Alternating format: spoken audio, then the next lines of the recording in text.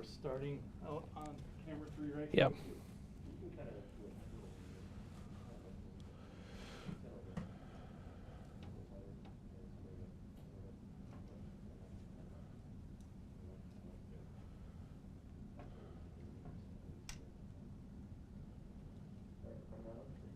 Mike Peter's going to go down the line as he introduces guests.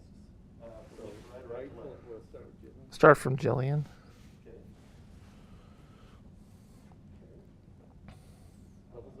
Video levels are good on everything? Okay,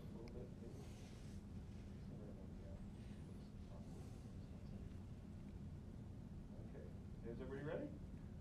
Yep. Okay, we're coming out on camera 3 on Peter in 5, 4, 3, 2, 1. Today we're honoring the life and legacy and gifts of Dr. Martin Luther King Jr.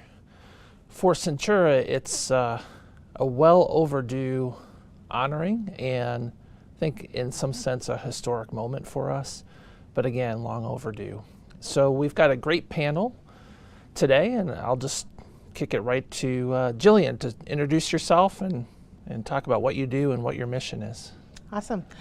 Hello, everybody. I'm Jillian McKinney. I am the CEO of Littleton Adventist Hospital, and I'm on a mission to show up as my best self, moment by moment, partnering with plenty of people in my community and hospital to cultivate communities that love as Christ loves. So that's me.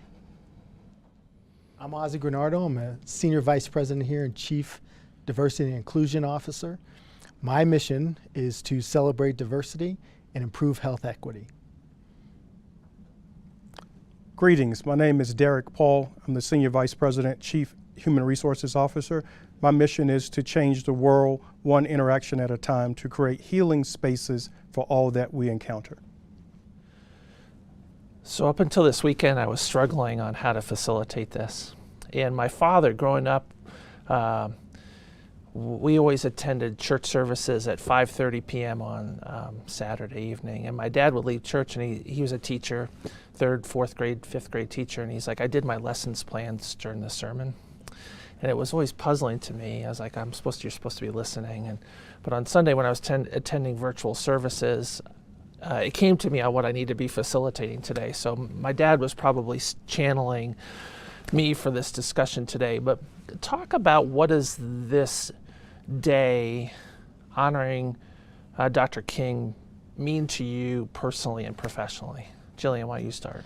Sure. So for me, it's a recognition of our history, a recognition of part of the journey and part of the story for many of Americans, right? And it's acknowledgement of the path that many of us and our families have gone through, and it's an opportunity to honor that and what Dr. King stood for, right? And how that should be able to impact and influence our path going forward, right? So not just about the past, but how do we leverage those principles into how we move forward as a country? Professionally, it's an opportunity to have a conversation. It is a space to be able to be real about our experiences, good and bad, and channel those into a community of people that allow us to do better for the future. Having had parents that marched as grandparents that marched as a part of the civil rights movement, it allows me to learn that part of my history and that story, and to honor that about who we are, and then talk about how we move things forward. Ozzie? Right. For me, I really think personally he's been one of my heroes. I wrote about him on my college essay to get into school, and it's really the perseverance, the work that he did, where he was coming from, really based in the values that we have here at Centura, to me has always been impactful. And personally, this has been wonderful to see us embrace this day as a day of celebration. When we talk about it being a day off, certainly I got reprimanded by someone in the community about saying it was a day off. It truly is a day on, a day for service and a day to celebrate his life and work. And so professionally, being able to include that in the work that we're doing with the social justice framework, to me, ties in things really nicely with where we're going with social justice and really our values. His work was rooted in helping poor people, helping the disenfranchised. And for us to do the same work both within our enterprise as well then as in the communities we serve, to me is a perfect matchup. Derek? The day has significance to me. I was born in Atlanta, Georgia, born shortly after his assassination, but growing up, Dr. King's presence was around, the picture was in the house, that we saw that picture at all times. The day has truly greater significance even today because his message of love and peace and unity resonates more now. I think the day to me with him, and some of the parts that resonate with me were he has a sermon or a speech about what's your blueprint for life. And there were three things that he was asking in that blueprint in terms of don't let people cause you to doubt yourself and the value that you bring. The second one is to make sure in which you have a solid platform in which to build. And the third one was about love, the beauty of love. And that resonates with me about coalitions and bringing diverse groups together. Personally, in the space in which we operate, it gives me an opportunity to be entrusted with our people, which are the most valuable thing an organization has to offer, that we can use it as a day of service, a day of unity, a day of just recognition and appreciation of the value that each individual brings to the organization. So it really resonates with me, not only today, but it resonates with me each and every day in all of my interactions. Yeah, I love what each of you said about it's not a day off, right? It's a day of reflection. It's a day of opportunity for service.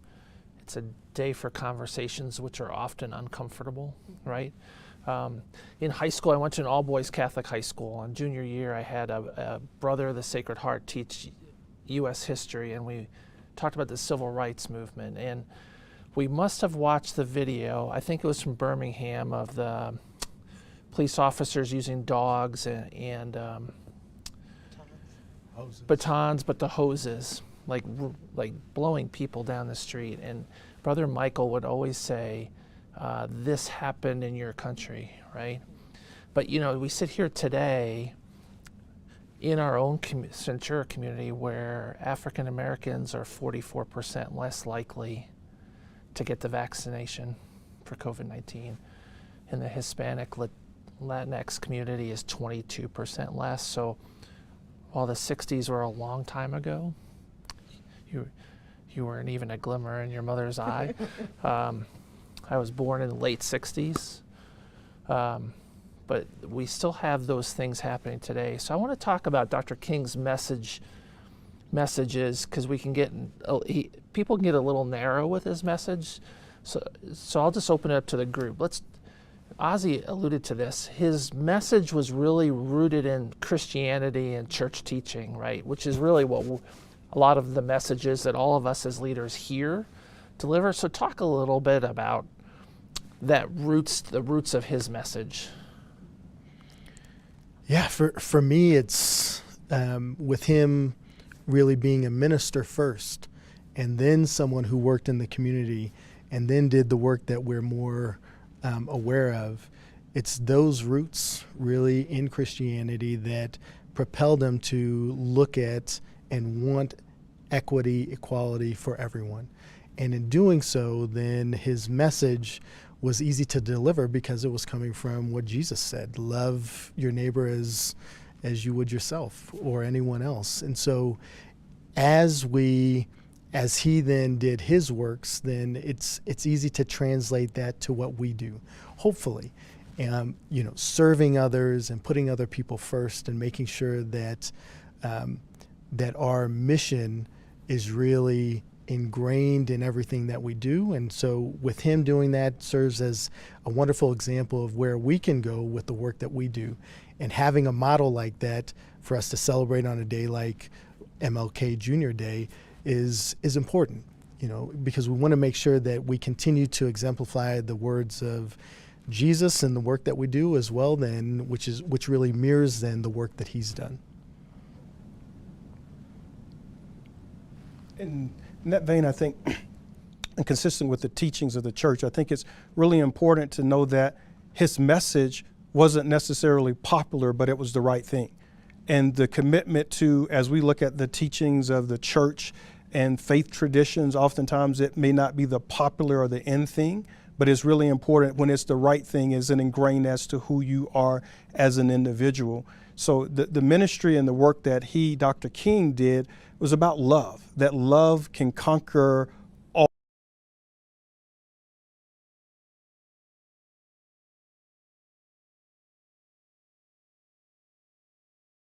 And it's also about the power of prayer, that when times get deep and the road gets hard, there's time to pray and to reflect about what's your guiding compass, what's your moral north. Those are the things that are fundamental to the religious belief. And what I bring into the workplace is where, regardless of the person's faith, as long as they subscribe to their teachings and their tradition, and we have an understanding that we can unify for something that is greater than any one of us. That is the work that we do today across the great state of Colorado and Kansas, that how do we unite diverse communities under the spirit and the teachings of Christ in order to be able to move forward. The only thing maybe that I'd add to that is, you mentioned it's a hard conversation, right? And I think for me, going back to some of the things that they've talked about in love and the church, right, have really helped me desire to have more of that conversation, because there is where the commonality is, right? These are very difficult conversations to have, whether it be about in any equity space, right? Gender, race, and otherwise. And so if we can go back to where we have our commonality, I think we can hold hands through the conversation so that we can get through the challenging parts. And from a faith perspective, we've never shied away from sticking to our values and what we think from biblically. So we shouldn't be shying away from this conversation either, right? And how are we a part of continuing to evolve Dr. King's message of equality even to equity, right? And what does that conversation look like as we hold hands from that common space through a very challenging conversation where we might have different perspectives. We've lived different journeys. Let's continue with that one. So let's talk about the equality and equity message that he had. Yeah. So for me... And those words get confusing, right? Yeah. So I'll just tell you how I've simply thought about it. Equal means we get the same thing, right? But if we've come from different perspectives and different backgrounds, and we have, and we're made of those different experiences, for us to have equitable opportunity, we may need different things, right? And so I think Dr. King speaks about if we are all God's children and should all have the opportunity for what that future looks like, that American dream, right? Then we may need different things to have an equitable opportunity. And I think sometimes that can get a little confusing for people. Maybe you and I got the exact same resources, right? But coming from a different perspective, having those different backgrounds, we're going to deal with those resources differently, right? And so we might not then be able to charge that same path towards that equitable opportunity. And so that's kind of how I've simply looked at it. Two kids, a tall kid or a short kid at a fence. If the goal is to see over the fence, we're going to need different size boxes to stand on, right? And so what does that look like when we apply that to our everyday, right? Wonderful. So, in looking at what you said, I heard something yesterday where someone described diversity as who we are, a noun. Equity is really what we're moving towards, and then inclusion as the outcome. And in having that kind of framework, then hopefully those terms are don't create a trigger for people. And I think a lot of this is how do we frame what we're doing in a way that makes it understandable for all of us to make sure that we're working on the same page towards this. Because we know we're doing the right things for patients. We really feel like we are. But as we continue to look at, are we doing the best things for patients in a holistic concept, does that change, and can we look at it in a different perspective from maybe the patient's perspective or maybe an associate's perspective? And so framing it is incredibly important. And I really love the way you put equity and equality and use those terms. Yeah, I really think that when we talk about whole person care, whether it's for a patient or for an associate, right, each whole person is a very different person, right? And so there is really not a formula, if you will, as to how you look at delivering whole person care. There is a framework, right, that says these are aspects of the human being, and how do I dig deeper into that particular person's framework and that aspect that allows me to meet them where they need me to be. And I think of that with my associates too, right? And anybody you want to have a relationship We with. had a conversation a week or so ago as a senior team about being similar or dissimilar, and I would say Derek and I, take color out of it, are the two of the most dissimilar people that you could find on the planet, yet we work so well together, right? And I've worked with Derek for well over a decade in a variety of different ways in the past, and he just joined the organization. But just because you're not like somebody, but you have to understand the other person, right? Seek to understand before to be understood. And I think that's really important. It shows is in terms of diversity that you need difference of opinions that can still unite on a common platform and a common mission to be able to move forward. I think that is really important. And if we were talking about equality and equity, I always believe in treating similarly situated people in a similarly situated fashion, because that way you take into account the experiences that individuals bring to the equation, and then that way you can adjust and modify, and you're still having equity and equality all in one nice package. So the next theme I want to talk about in his message is a trigger word for a lot of people, but it's systemic issues. And it's been more of a trigger word, I think, the last year than it probably should be. But Dr. King responded to individual issues in individual communities, but from a systemic perspective, right? He saw the one issue, but knew it was a broader one and was able to address that. So, still today we have within our organization, within our communities, we have systemic issues that fixing one doesn't fix the broader. So talk about the focus in on fixing systemic injustice, systemic racism. I would just say one of the first things is, number one, an acknowledgement that there's a possibility, because as you said, that's a trigger word, but you tell people, or I tell people, acknowledge that there's a possibility that through someone else's lens, they can see things differently than you. In my role, looking at processes and looking at people is looking at the policies. How are the policies, how were they created in terms of pay, in terms of performance, in terms of talent acquisition? Were they looked at from a singular lens, or was it from a lens of inclusion? And I'll give an example. When I talk about it from a systemic, and again, this may not be happening within our great organization, but I use it as an example, is when you start looking at job descriptions. And certain one of those regards that you can say a job description requires you to have 10 years of experience. That's the minimum in order for you to get the job. Some of that could be etched that individuals might have had a longer opportunity or greater chances to get exposure to get those 10 years of experience, as opposed to a person who has the aptitude, the attitude, the desire, and the ability, but they're shut out the door. So as long as people don't get the opportunity, you never gain the experience, and something that appears neutral on the surface, in fact, could have a greater disproportionate impact upon minorities and communities of color. I often use a terminology where if you're ever, in your garage and you see an ant, right, that walks across the floor, that's very rarely the only ant, right? So sometimes the conversation of where there's an ant, maybe there's an anthill, right? So when you're trying to fix the one issue, like Derek said, an acknowledgement that there's possibly more behind that, and then working to say, if we are typically a reflection of our society, how do we then look at that issue and what might be contributing to it, versus assuming that that's just that one aunt, there's just that one situation, trying to resolve that, right, to our values, in alignment with our values, and then moving on. We often use in our quality spaces failure modes analysis, right? If we had a failure in one space, there's likely that if we don't fix something in that system, we could have that failure again, right? And I don't think of this much differently, right? If we failed an individual in that way in our care, maybe by unconscious biases or other things, we could do that again. And that might not be our intention or our heart, but our processes and our systems likely are set up to get the result that we get. And so we should look at it very similarly, in my opinion. Right, for sure.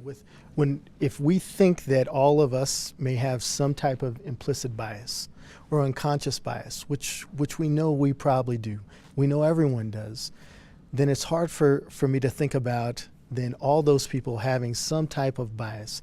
And it's not overt issues or discrimination. It's a bias that because of the way our brains work and the number of inputs that we have and the ways that we filter things, that we have to make snap decisions on a variety of either people that come into our lives or actions that happen to us. And in having that implicit or unconscious bias, then if we think that our system, who's a collection of all of us with implicit bias, then doesn't have any bias in it, I think that's a fallacy. And I don't think that we can, I really like what Derek said about it's just acknowledging the fact that this may be here so that we can at least start the process of uncovering what our biases either individually are or that lead up to our entire organization that they may be, so that we can address them to hopefully provide better care and be a more inclusive company for our associates.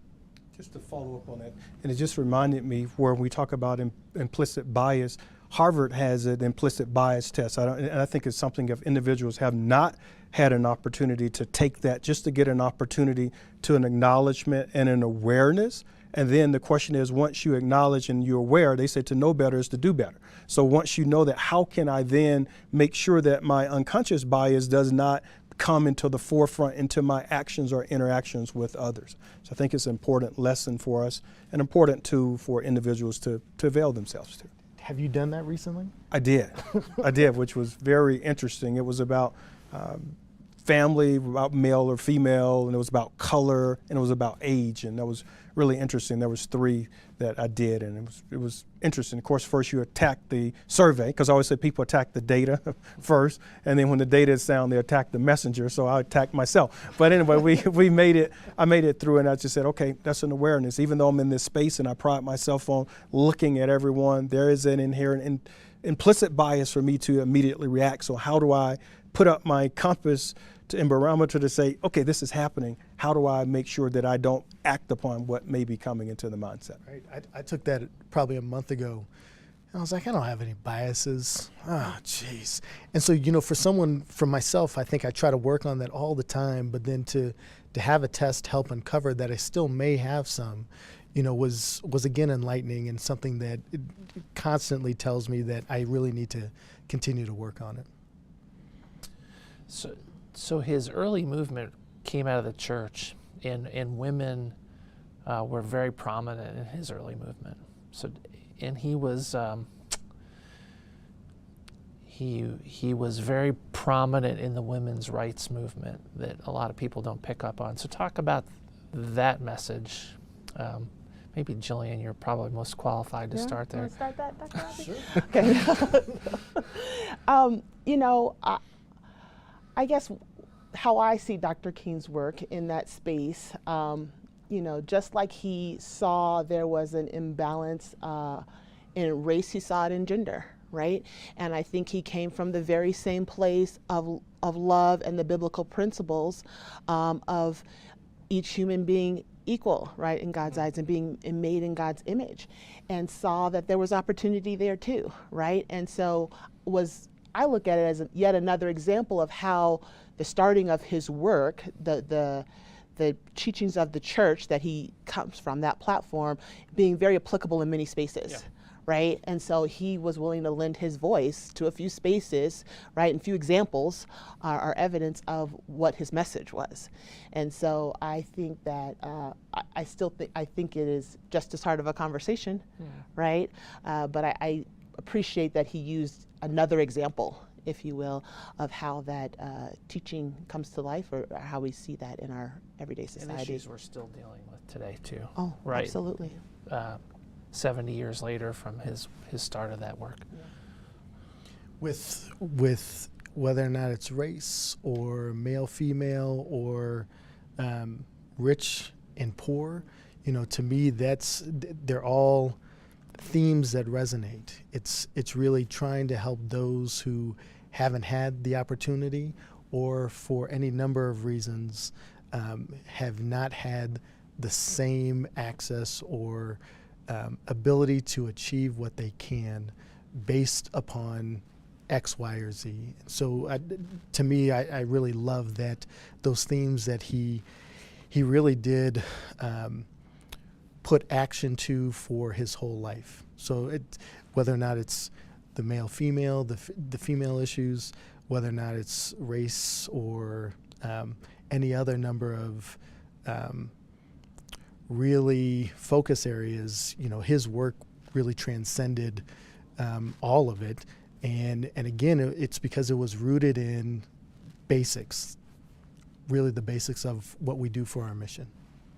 I just think, just to add on to that, it says an acknowledgement that there are differences, but even in spite of the differences, that when we unite, we are stronger than one. And I think, and we could use this in the workplace to say that individuals, first of all, there was an acknowledgement that there is a difference between how men and women were and still are treated, unfortunately, to this day. But how do we take that to make sure that we do things to uplift all, but in this particular case, women as well, so that we all can rise together by giving opportunities, by being open, by being receptive, by looking at things not through the lens of how, quote unquote, I as a male would say it, but what if we broaden it to the perspective of bringing others into an inclusive perspective, then would our decision or would our action still be the same? So his work is rooted today as tomorrow and henceforth in how we can make sure we include everyone, to give everyone an equal platform to achieve greatness. And I think it's being very conscious of that in everything that we do, all of our actions, all the decisions that we make. And if we put that lens on of what is someone else's perspective from an action that I'm taking, then hopefully we can get to a better point where we're more inclusive and we're doing the things that we're really trying to do. Yeah, and I would just add, I would remind us all that though the work is rooted in the same biblical principles, each of those scenarios that we described, race, gender, sexual orientation, all of them, poor or rich, they all come with their own set of nuances in those situations. So we really, even though the biblical principles are the same, how we address each of those things, I think it leads to a need for diversity and inclusion, right? Allows us to look at that in a different perspective, because if you try and apply the same solutions, I don't think you'll be as successful. And so the approach, I think, becomes really important in that space. Whether or not we look at veterans versus those who aren't, right, able-bodied versus those with disabilities, there's a number of things that we really need to tackle with using different perspectives, but with the same hopeful framework. So let's shift to approach. We've experienced in the last week or two unprecedented violence that I never thought I would experience in this country, but we've had a year of violence. But Dr. King was very clear and focused about his message of nonviolent resistance. So, and that's a challenge, right? We'd all like to extract a pound of flesh when we're harmed, but he skillfully avoided doing that. And it didn't mean he didn't encounter violence in return, but he didn't counter it with violence. So talk about nonviolent approaches to deal with the issues that we're confronting internally or externally.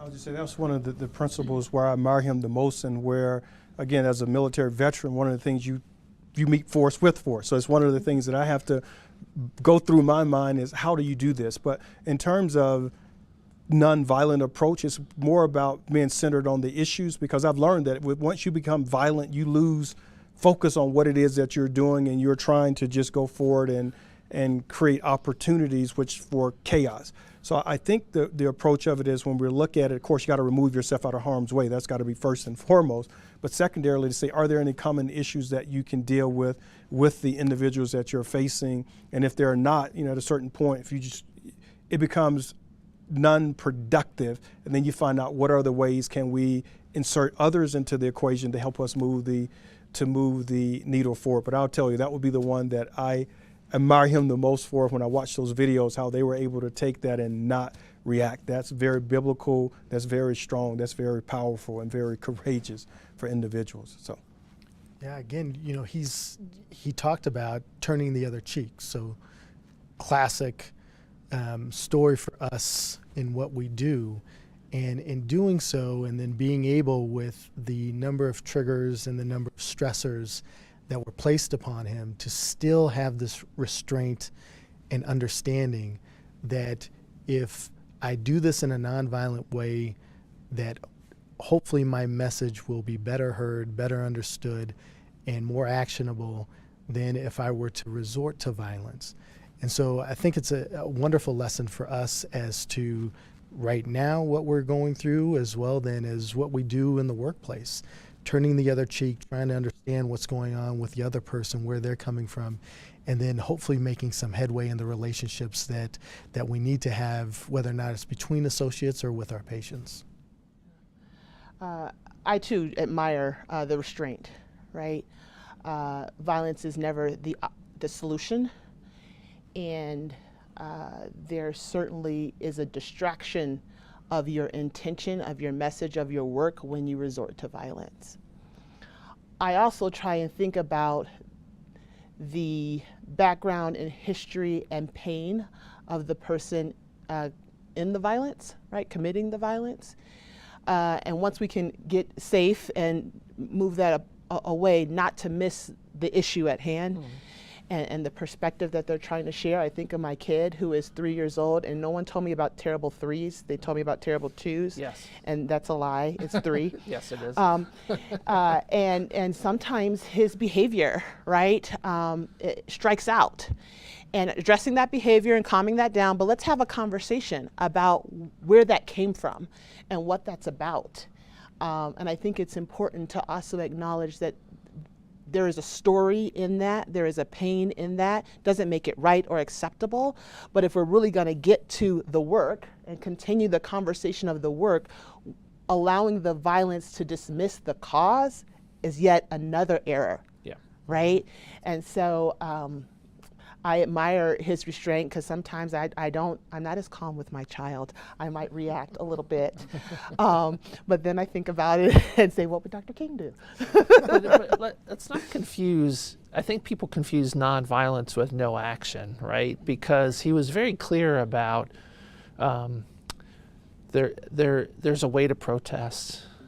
Yes. There's how he used his time and encouraged people to use their money, right? Boycotting certain businesses that did things that were about the issue, right? So I like to say, you can talk all the words you want, but really your calendar and your checkbook show your values, right? So where you choose to, and he did this extremely well, where he chose to spend his time and where he went, and where he chose and encouraged others to spend their money, sent a far more powerful message than anything that violence could do. But I think we often confuse nonviolent approaches to non-action.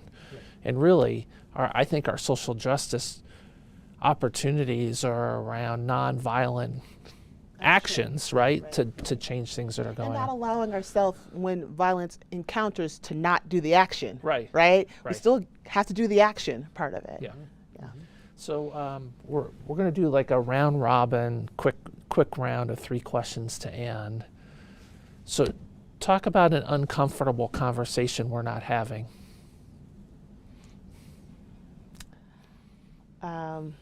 Okay, an uncomfortable conversation that I don't think we're having as often as we should is one that came up at my hospital the other day, and it's around what are our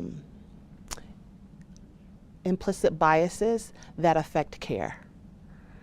Because I think sometimes that that conversation can be perceived to come as judgment of the caregiver versus the reality of the biases that we all walk around with, acknowledging them and figuring out how to intervene with them, right? Yeah, we saw a physician die in Indianapolis for that very issue, and I don't know the details, but the superficial is people were judging, right? Yeah. You know, with us seeing that we have a true health disparity in our system with Black African American associates getting the COVID vaccine at 44% less than white associates, as well as our Latinx associates getting it at lower rates.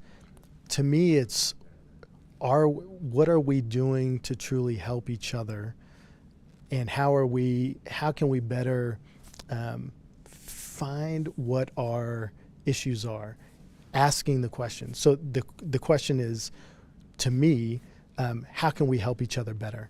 And I think when we say, all right, well, we've sent out the email invites to everyone, we've gotten this many people who have responded, these are the people who got the vaccine, that's great, but it's for us as caregivers, both in our institutions as well as for our associates, getting that depth. So how else can we reach people? How else can we improve what we're doing to make sure that they're getting the best care that they can? And so that one question to me is, what else can we do for our patients and associates? Yeah, the vaccine, every single community of color inside our four walls has a lower rate than white Caucasian. Yeah. And if you look at from physicians at 90%, so just take educational status and compensation as a proxy, it declines from there, right? Lesser education, lesser vaccination rates, lesser compensation, lesser vaccination rates. So it's smacking us, and you've produced that data. Most of my colleagues around the country are like, wow, we're not even looking at it, but that data is smacking us in the face and telling us to do something. It's a conversation we need to continue to advance. Yeah, and Peter, and that's the thing. I don't think we're racist. No. And it's not about being racist with the vaccine. It's about how can we reach people in a different way, and what can we actually do to bridge that gap when we actually see that there are differences in outcomes for our own associates. And if we can then hopefully have a response to that, then hopefully we can better treat and have a better model for our patients in our communities. We're battling history too, right? Oh, and yeah, you and I for have sure. talked about this. Tuskegee For sure. is in my lifetime, right? 40 years, during the course of my lifetime, unethical experiments on Black African Americans look, a lot of the people that lived through that are still alive today, right? Or their kids are and experienced it, and we're battling history. Yeah. So a lot of people talk about Tuskegee, which again, when I worked for the Centers for Disease Control and we were a public health advisor out in the field trying to do phlebotomy, people go, wait a minute, what are you doing? What are you putting into my arm? How are you doing this other part? But it's just recently coming from South Carolina, the father of modern gynecology, a lot of that work was done through anesthetized African-American female. So even in that portion of the country, you have people, so you got Tuskegee more recent and the father of modern gynecology. So part of the conversation is acknowledgement that yes, those things happen. That's a part of our past, but how do we now make sure people know that that is not a part of our future? The other part of the conversation I think we need to have is about access. You know, if you give people access, but they can't afford to access your system, what good is access? So I think if we start looking at the access perspective that gets all colors, races, creeds, national origins, genders, and whatnot, but I think that is an important piece because, as Dr. King would say, healthcare is a right. I mean, that's a fundamental right for people to have healthcare that is not based upon your zip code or not based upon your level of education. It's just based upon it's a basic human right to have access to quality healthcare. What would be your hope? We'll start with Derek. What would be your hope how people use this day today? to engage in service for the community, to reconnect with their family and themselves, so that the day is a jump start. It's not just one day, but it's the one day in a series of days that lead to a lifetime of service and support and acknowledgement. The best way we can pay tribute to Dr. King is to living his work through our deeds and our actions each and every day, not just on the designated holiday. Yeah, for me, it would be learn or do one new thing that you maybe haven't on this day, and then plan for that next year. In doing so, then hopefully you'll create a habit, but it's really pushing yourself to actually be active in this process and make it a day on and not necessarily a day off. I'd ask people to start educating themselves and reflecting on how they've contributed or how their families have contributed. Because I think you got to get to a place of comfort and understanding the issues and the role you can play in it, so that you can do what the other gentlemen have articulated. This is a marathon.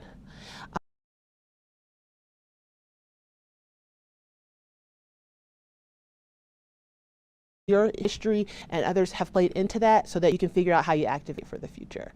So in a space of education and reflection, personally. So if we get back together a year from now, what's your wildest dream or hope that we would have accomplished? So you're up here saying, we did this last year. Jillian, why don't you start? We'll let Ozzy go last, since this is his job. Okay. Give him a few more minutes to think about it. My wildest dreams would be that this is a everyday comfortable conversation. Because I think if it can become a part of our fabric, we can do incredible things.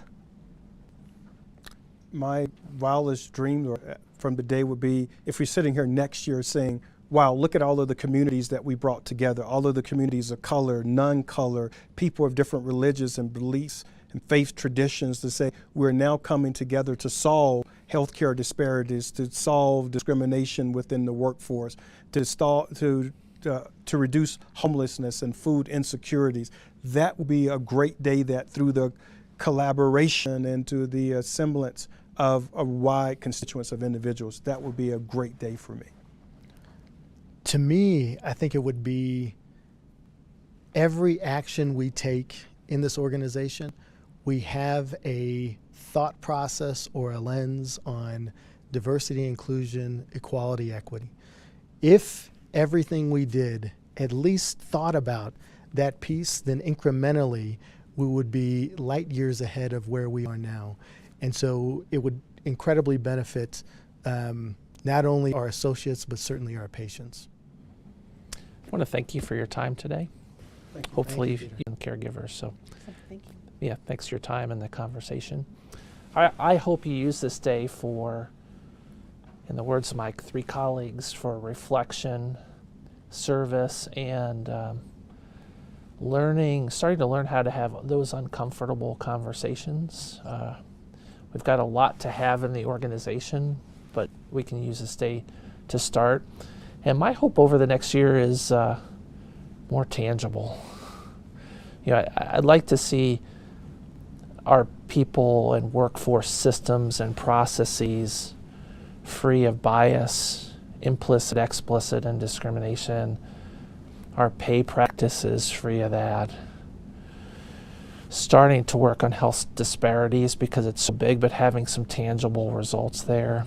And the last one is our calendars and our wallets, where we choose to spend our time and spend our money, reflective of our commitment to social justice. So thanks for watching our video today, and I hope you use this day appropriately. Thank you.